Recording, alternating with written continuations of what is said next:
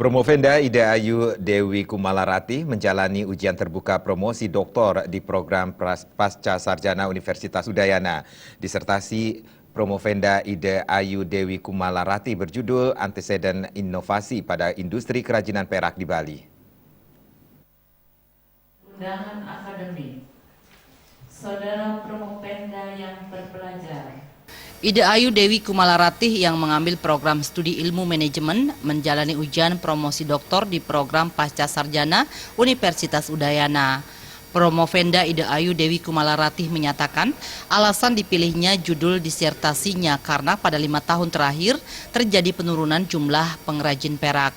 Berdasarkan hasil penelitiannya, kemunduran pengrajin perak disebabkan kurangnya para pedagang dalam melakukan inovasi, serta tingginya harga perak yang menyebabkan pengrajin sulit untuk berinovasi.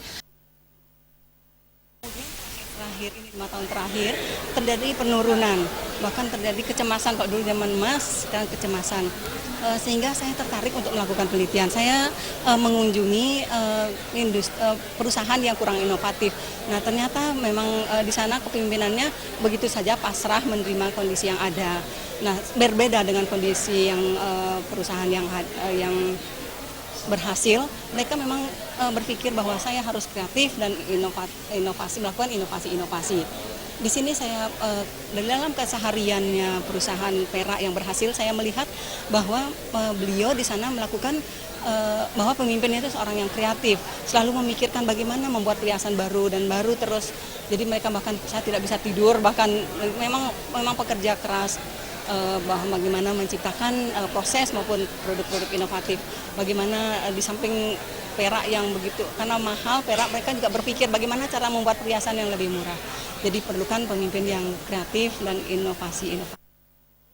Penelitian pada industri pengrajin perak ini dilakukan di Celuk, Singepadu Gianyar.